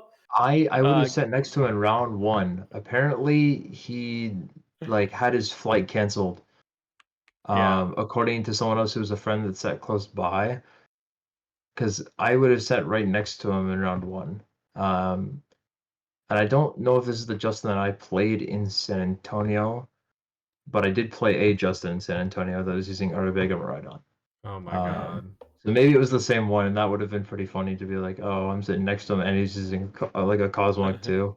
Dude, Um, not even running Cosmog was enough. You had to put the Piplup on there. Like, what the heck? Nah, And that's if pretty you're, Pretty good. if sure you're this is a. Pretty sure What's this that? is a local of mine. Yeah, is it? Okay, okay. I Not mean, to I'm be sure this confused guy with has clips of him OHKOing Incineroar, right? With like Piplup, Hydro, like just pumping Incineroar. I'm sure there's a this clip is of it. Jaywani. I thought, is this not Jaywani? I thought Yeah. this is. this is Jawani. Yeah. Oh, okay. Oh, it I is? thought it was spelled differently, just based on the username. Because Jaywani is spelled with there's an a A. Justin Wan and there's a Justin Wan. There's WAN and there's WON. This and, is. I think this is. There's another local that is not J1. That's also Justin One. I think that's Yes. this person. That's this person. That's what I'm saying. I think this is So not yeah, Jaywani. not J1. Yeah, yeah. Yeah, I think Jaywani is spelled. They're from the same area. But no, it's different. And I just wanted everybody to know that if you made this confusion, that you are in fact racist. So I'm sorry. If you confuse, right. if you've ever said, Michael Zhang, are you related to Aaron Zhang? You are also racist. I'm sorry. That one, unfortunately, you're just permanently canceled. I've never made that confusion though. So We have the two Calc Joshua is Robinsons. racist. Oh no! Wait, what do you mean the Calc is racist? Also, I Speaking of- did Yeah, play yeah. him in San Antonio. Yeah, You played against same who? spelling Nerdin and now is everything. Yeah. we played him in San Antonio. Yeah. Yeah. No, Justin Wan. With an O. I've definitely seen have some good results. I've noticed his name a lot, and so. But I do appreciate the commitment to the bit. If you can't make it to the event, dropping the Cosmog in there. Oh, this one also got some attention. This 1-7. It was Giratina and all bugs. They didn't commit so hard that they ran Terra bug. They were just like, he looks like a bug. This guy could be my Yeah. bug restricted. He's got 6 legs. Frostmoth Wall's Ice Rider. Oh, it definitely does. Yeah. Yeah. No, a lot of the bugs. I think that's like, the best Pokemon actually on this sheet I'm looking at, other than Volcarona. But yeah, Volcarona's decent, I Yeah. guess. But Frostmoth is definitely like the next best for a restricted format. Did you talk about the Eviolite Iron Defense Body Press Nose Pass? I don't know if I can find the Nose Pass easily because you can't search for Mons on this side. But oh wait, it's right there. I found it. Don't worry. it would be it's in that same area. It would probably. Regular Necrozma? No way. I like the Probopass line. So I'm obligated to like this. Sturdy, I guess Eviolite, Terra Fighting. It's got Taunt. It is just I think- regular Necrozma. I think I did see one of the people who used Bastiodon, I forget whom, used Probo, not this tournament, used Probopass at EUIC. And I don't think they did very well. But reminiscent of that. No, dude, the bug one only won against the bye, but somebody said that in the last round, this person did manage to beat Arubega. I have my doubts. I'm curious if this person actually played the match or if they were just going for the 08 at this point. Anyways, though, let's go ahead and move on to the Calcas, right? I actually had one ready. I forgot to mention it before to you guys, but do you guys know the rules? Do you guys know how Calcas right works? Yes. Yes. I also know you're gonna explain it anyways for the people at home. That's true. That's true. Um, I do have to explain it. So, anyways, the quick version of it is that yeah, we're just like we present a calc like Abomasnow's Blizzard and how much is it due to an opposing Abomasnow. And if you say 40%, you get the point. So, anyways, to start off, I actually had one for wait, Behzad, did you post your team? You did, right? I did. Okay. I did post the rental. Yeah. Okay. Can you tell me your Lunala's spread? Sure. Yeah. 116 HP, 108 defense, max special attack modest, 28 spadef, and then 4 HP. Or 4 speed, sorry. Yeah. Okay, perfect. I'm mostly interested in that it is going to be on the receiving end of an attack, a special attack, actually. It's Terra Water, and what if you happen to find yourself across from I guess I can't put it in because it'll start running the calc, but a Specs Miraidon. Specs, you've Terra Watered, and you're still at full health, but you're taking a Electro Drift from Specs Miraidon. It's got terrain. Actually, no. I think that the situation was more interesting if it didn't have terrain. Does it still do enough? So yeah, let's say it doesn't have terrain because your Indeedee reset it. Your Indeedee switching in to try to save your Lunala. Does it or doesn't it? I guess just tell me the number. But the calc is going to be Specs Miraidon Electro Drift into Water Lunala. It's got Shadow Shield up. And yeah, I guess the EV spread on the Lunala is here on the screen. The EV spread on the Miraidon, just assume max modest. When you are ready, just say out loud that you're ready and verbally lock in, and then I'll call on people. I'm ready. I'll never be ready, but sure. I'm good. I'm ready. All right, cool. And just so you know, Behzad, if you get this one wrong, you are a fake regional champion because this is your own Yeah, Pokemon. You should be knowing this, Cal. Yeah, Anyways, the pressure's high on this one. I'll mail the medal. you'll mail the medal just back to TPCI. You can send it to me. I'm in Bellevue. I'm near their headquarters. Okay. Anyways, let's start with Adi. Alex out here collecting his 5th regional medal, regional champion medal. The only way I can at this point. All right, so I'm doing this entirely based on my Calc Shadow Rider knowledge and hoping that I can approximate the differences in bulk. I'm gonna say it does about 90%. Okay, Gio. I was gonna say the damage range is 95 to 105. I think it's a damage roll. So then pick So you're the saying 100? one in the middle. Then do you want 100? Sure. Yeah. We'll go. 100 All right, then. Behzad, what's the correct answer? Because you can't get it wrong. 81. It might be lower. Yeah, Okay, it might be okay. lower. Miraidon. So I- yeah, the I Specs feel like the Miraidon super modest. effective multiplier of the move Electro Drift should carry this though. Oh yeah, we have not terra'd the Well, Lunala it yet. just but we it gotta just take away cancels the- out Shadow Shield, right? Shadow Yeah. Shield and Electro Drift cancel out entirely. Or yeah.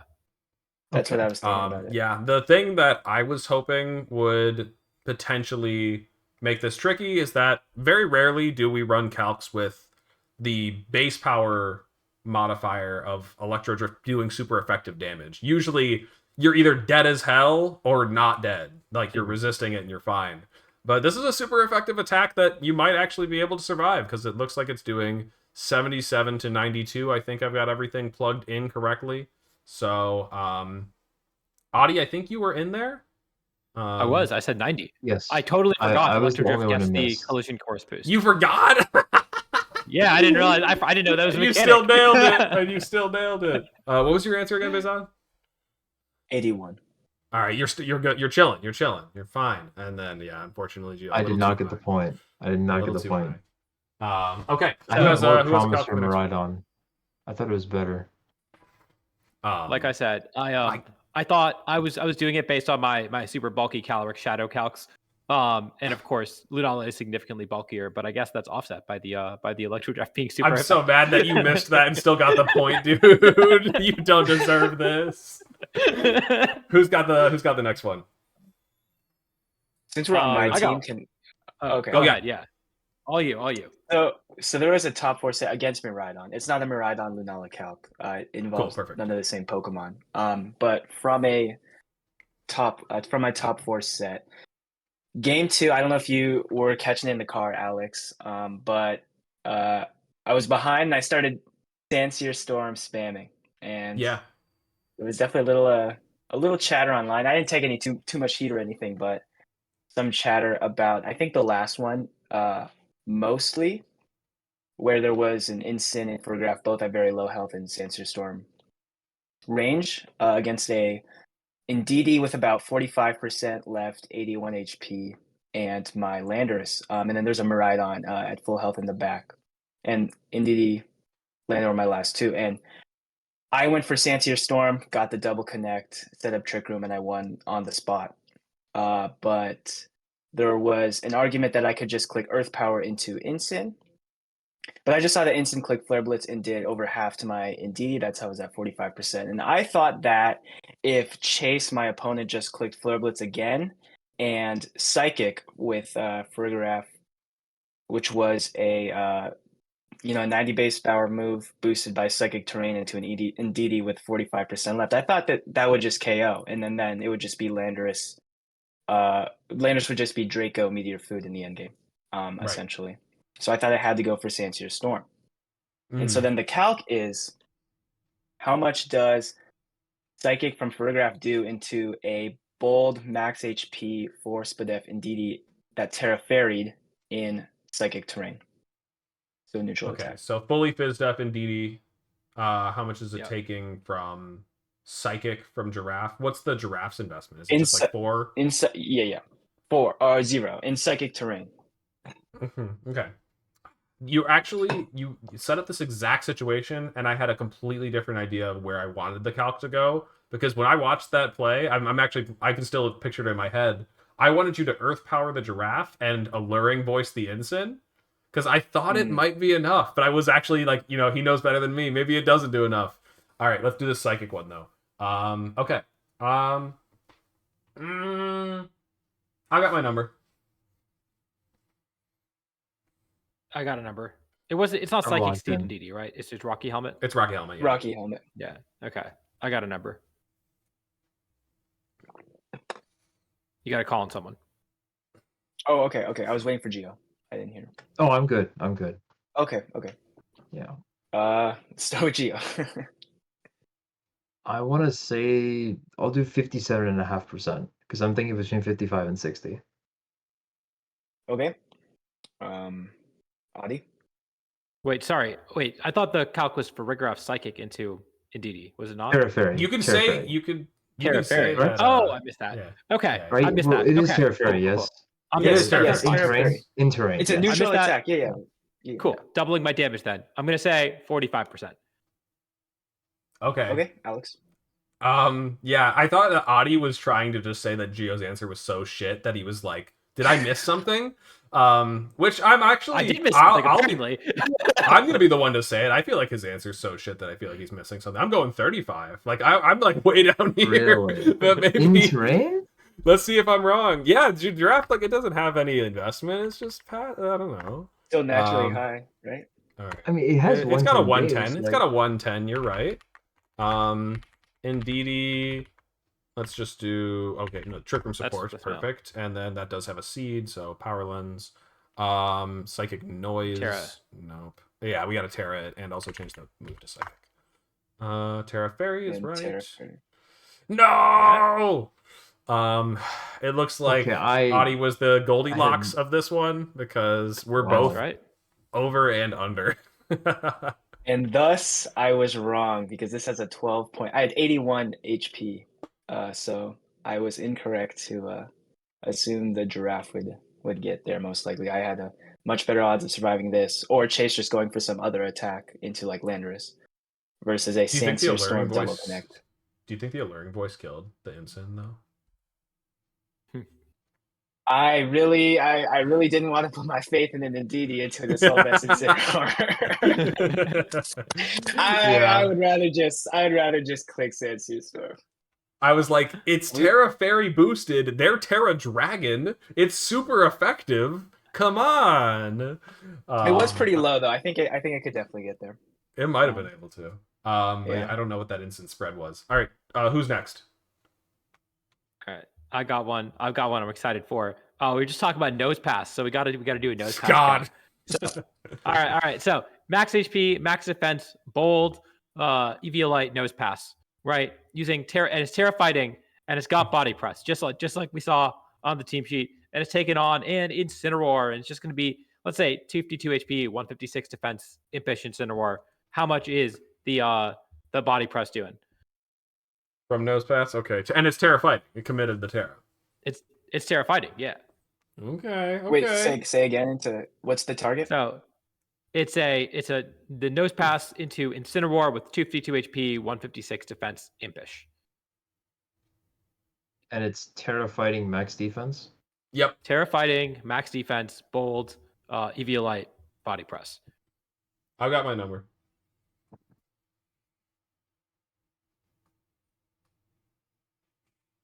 See how well you know nose pass's stats.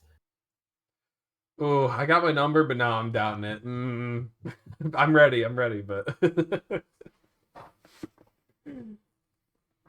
I'm good to go.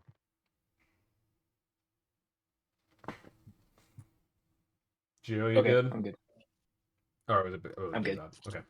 All right. Alex, you did a lot of thinking. What do you got? I'm gonna go 75, but I'm worried that I should have gone higher. 75. That's Gio, what I do you had, think? but since you had that, I'll Price is right. Me. go Higher or lower? I'll go with 80. I'll go with Okay. 80? Yeah. I was gonna go 75, but I don't want to copy. So No, you could pick 76. I'll go- You could just be one above me and just price is right me. I had 77. 78. 78. Did Okay, 70 we're all in the same. 78. So we got 75, 80, and 78. And Nerdive now caught it. Yes, I was throwing in the EV light detail. Yes, EV light does not count for this. Who knows nose passes defense stat, base defense stat. I didn't think it was gonna be that good. I feel like I it's probably wanna like say 100. I think it's like 110, 120 ish. It's It's 135. 135. Oh Okay. god, It's dude, he's 135. juice. I Yeah. did think it was bulky, but I didn't realize how bulky. I feel like God. this damage should be relatively accurate, though, right? We're all Wait, in so the if you same look- area, if you so we're like- kind of like right or wrong together. Yep. EV light you does not definitely help all with right. this. EV light does Yeah, not man. help with this. No. So like, this thing could have been a budget Zom, right? A +1. This thing could have been a budget Zom. Wide guard body press with like a +1 defense. Oh man. Oh Except shit. you'd think that you'd all be in or out. Except only one of you got it right. It was It was me. No way. Oh, it does actually such pathetic damage. We committed Terra for this. Man. Yep. Oh Yep. no. At +1, you do take the knockout if you somehow get to +1, but well, 75% of the time. All right, Gio, you got a calc? Yeah. So we'll do Jolly max attack IV Scrimtail with Play Rough versus max HP Roaring Moon. Sorry, can you go back to the screen? You said it's max attack IV or No. Yeah. Like it's not like the Gleam one where it has to have Yeah. like max attack IV because I think it'll probably put it auto 0 because I was doing Scrimtail calcs. Okay, sure. Like I'll make last sure I week. edit that. I So think you're it'll saying auto to 0. what EVs is What And does it's it gonna hit? be against no, it's 0 attack. Okay, But it's Jolly. So make sure that's like not timid because I think it'll auto to timid. true. And then do it against max HP Roaring Moon. Max HP Roaring Moon, the player from No Screen defense. Tail. Yeah. Yeah. Okay. Very optimal Roaring Moon spread. Right, Yes. right. Yeah. I've got my number. I'm good to go. I've got a number. It's a very Reg B type of calc. I guess So I feel like I yeah. should know this. I think I got it. All right, pick on someone to start. I'll go with you, Alex. All right, I have 88. Okay. Audie? I think it's KOing. I think it's being 110. Really? Okay. Behzad? 93. All right. Let's see here. Screentail, Wolves, Orlando. Yeah, if we just take this one and get rid of the wah. Oh my God, you're getting rid of the. Right. Okay. And then Okay. I feel like it's gonna be in like the higher 90s, like 98%-ish. It's just the wow. I That's a thought lot. max HP would. Max HP, 0 defense. Because I know that like Oh. the non-bulky speed booster ones will like drop to it. No. That was close. Yeah, yeah. So none of us got it. No. I got Wait, it. what? Yeah, no, because I was there. Wait, what did you? Oh, Adi, you were too high. Okay, I was yes, too because high. I'm not like I'm wrong, but also Adi's wrong. So at least there's some good. All right. Wait, Behzad, what did you say? You said 90? 93. 93. 93. Oh, 93. you just snuck in there. No, you couldn't Yeah. get him on the technicality. I think that 60. We just saw Wolf spread. I think that 60 EVs in attack was there for a reason. You know. Right? I can't guess so. remember I guess so. what he was doing with it. I There thought you there go. was- Look at that. Look at that. Right? I think Yeah, we because found I it think out. like the Roaring Moon spread to like take Terra Surging is like 116, 108. That's like kind of similar to max HP. So Yeah, it's I mean, probably EV'd for something similar. Yeah, Mm-hmm. I mean, it's That, kind of close. that looks like a more normal EV spread, right? Hmm. Wow, yeah. But that one would also be in range with 60 Yes. attack EVs. As Yeah. you know, all my internal Screamtail calcs have 60 attack EVs, really. Of So. course, and Max IV, of course, and Timid, Jolly Nature, of course. Mhm. It takes the Dazzling Gleam a little better, at least, because that one's a spread move. And it's got even attack, even offenses. I've never actually considered what Screamtail's attack versus special attack is. I know that like generally they're not high, so I don't have to think about them too much. But I don't know if I could have pinpointed the exact number. Anyways, all right, that's going to do it for this one. There's no tournaments this weekend, I think, so we didn't have anything to like preview besides. I think there's like a Victory Road tournament, so if you're we might talk about that one. We'll see. So check that out if you're looking to play some online Pokemon. But other than that, we'll be back next week to talk about the upcoming Global Challenge.